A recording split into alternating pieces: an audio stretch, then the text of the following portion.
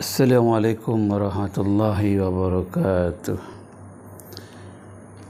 Alhamdulillah rabbil alamin.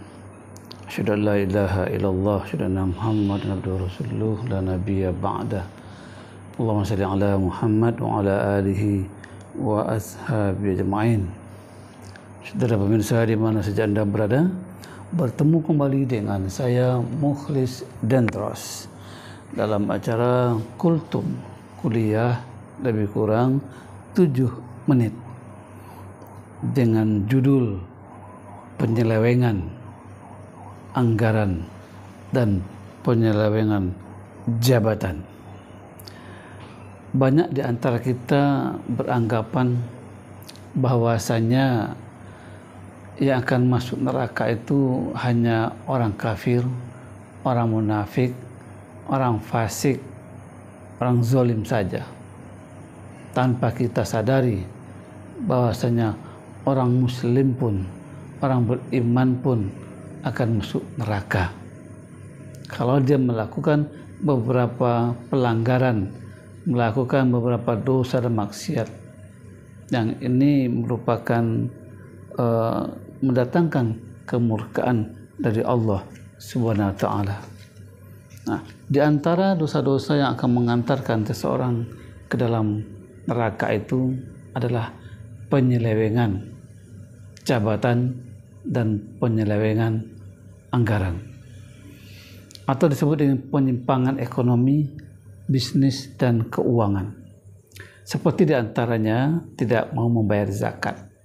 Bagi orang yang mampu, yang memiliki harta, sudah sampai pada nisab, tapi dia tidak mau membayarkan zakat, maka ini sebuah pelanggaran ekonomi, pelanggaran dan penyimpangan bisnis dan keuangan. Yang kedua, menumpuk harta tanpa peduli terhadap nasib orang miskin dan anak yatim. Di dalam harta seorang muslim itu ada kepentingan untuk fakir dan miskin, untuk anak yatim. Itu ada hak-hak yang harus dikeluarkan, yang merupakan kewajiban bagi orang yang memiliki harta. Yang ketiga, memakan makanan yang haram seperti darah, bangkai babi, binatang yang disembelih dengan menyebut selain nama Allah. Ini macam-macam makanan yang diharamkan oleh Allah SWT. Darah, bangkai, babi, apapun juga olahannya. Tapi ketika ada unsur-unsur ini, maka bagi seorang mukmin ini sebuah pelanggaran. Termasuk juga memelihara babi dan menternakkannya lalu menjualnya untuk kepentingan bisnis. Atau juga diperoleh harta itu dengan cara yang haram, seperti melalui pelacuran, kemudian jual beli khamar, mencuri, korupsi, mengurangi sukatan, timbangan, ukuran, takaran, dan spesifikasi pekerjaan, termasuk penipuan, berbuat curang, judi dalam bentuk apapun juga dan jenisnya, dan juga riswah, itu sogok menyogok. Hal ini terjadi mungkin ketika kita mencari pekerjaan atau kita mengurus dokumen-dokumen tertentu di lembaga-lembaga, apakah lembaga swasta, lembaga pemerintah, ada di situ sogok menyogok, maka pekerjaan yang demikian ini terlarang. Karena yang menyogok dan yang menerima sogokan, Rasul mengatakan tempatnya di neraka. Termasuk juga pemerasan, kemudian pungutan liar yang kita kenal dengan pungli, atau markup nilai proyek melebihi harga pasar. Sebuah proyek umpamanya harganya hanya 10 juta, tapi dinaikkan menjadi 12 juta.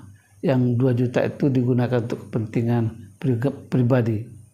Kemudian jual beli yang tidak didasari kejujuran dan kerelaan pihak-pihak terkait.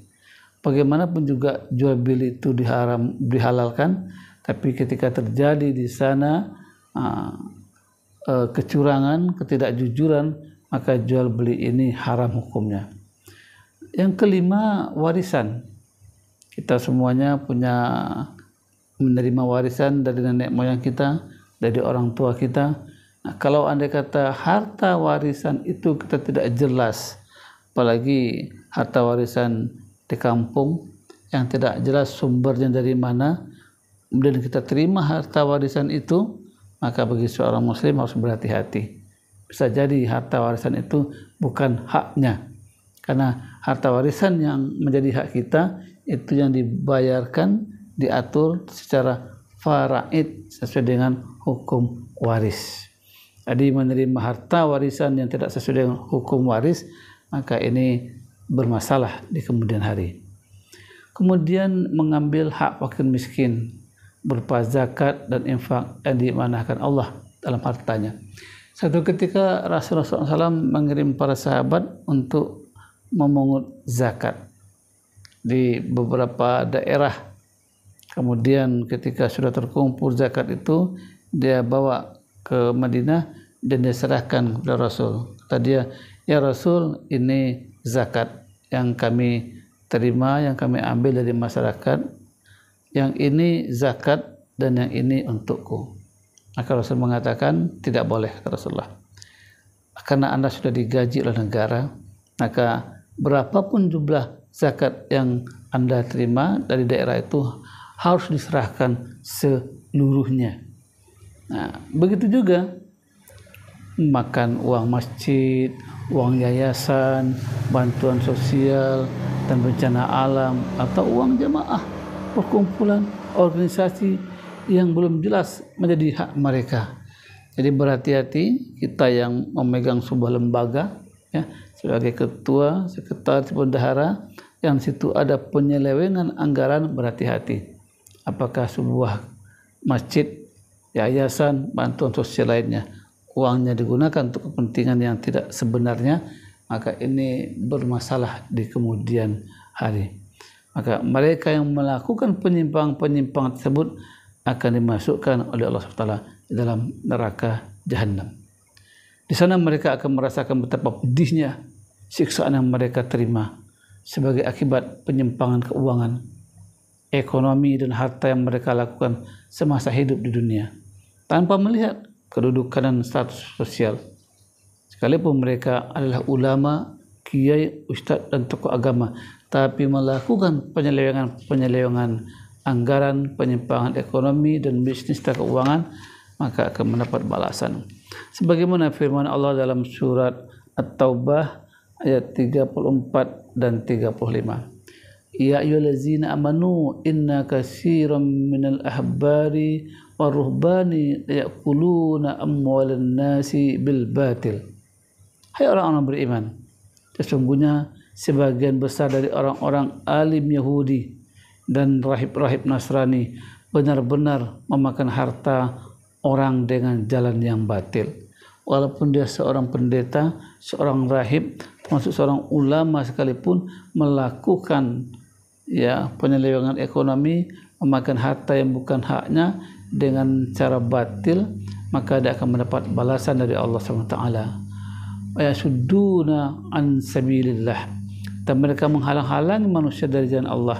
Karena orang-orang yang menyimpan emas dan perak, dan pada ayat terakhir juga Allah mengatakan, maka mereka akan mendapat azab atas apa yang telah mereka lakukan. Maka berhati-hatilah ketika kita diberikan amanat untuk mengelola masalah keuangan. Jangan sampai terjadi penyelewengan keuangan yang kita lakukan. Termasuk juga ketika kita bekerja di sebuah lembaga, ada namanya yang disebut dengan surat jalan, kemudian surat yang berjalan. Surat jalan adalah betul-betul surat itu diterima mendapat anggaran untuk melakukan sebuah perjalanan dinas, maka hal itu halal ketika dilakukan dengan sebenarnya. Tapi ketika yang berjalan itu adalah suratnya, sementara orang tidak pergi dan anggaran dia terima, maka ini sebuah pelanggaran. Ya, berhati-hati, ya. Begitu juga yang namanya bentuk-bentuk kecurangan lainnya, pungli, ya, urusan KTP, KK dan segala macam, yang diberikan tip pada mereka sudah diberikan gaji oleh negara tapi masih juga melakukan pungli. Ini merupakan sebuah penyelewengan anggaran dan ini berbahaya. Maka saudara sekalian, jagalah harta kita dengan sebaik-baiknya, jaga juga perut kita, jangan sampai menikmati makanan, minuman yang haram, yang ketika perut yang menerima makanan, minuman yang haram, maka pantas baginya dimasukkan ke dalam neraka. Mudah-mudahan Allah memberikan kemampuan kepada kita, kemudahan kepada kita untuk menghindari segala yang haram itu, karena masih banyak hal yang halal yang diberikan oleh Allah SWT untuk kita nikmati. Demikian, lebih kurangnya mohon maaf. Bila taufiq wal hidayah. Assalamualaikum warahmatullahi wabarakatuh.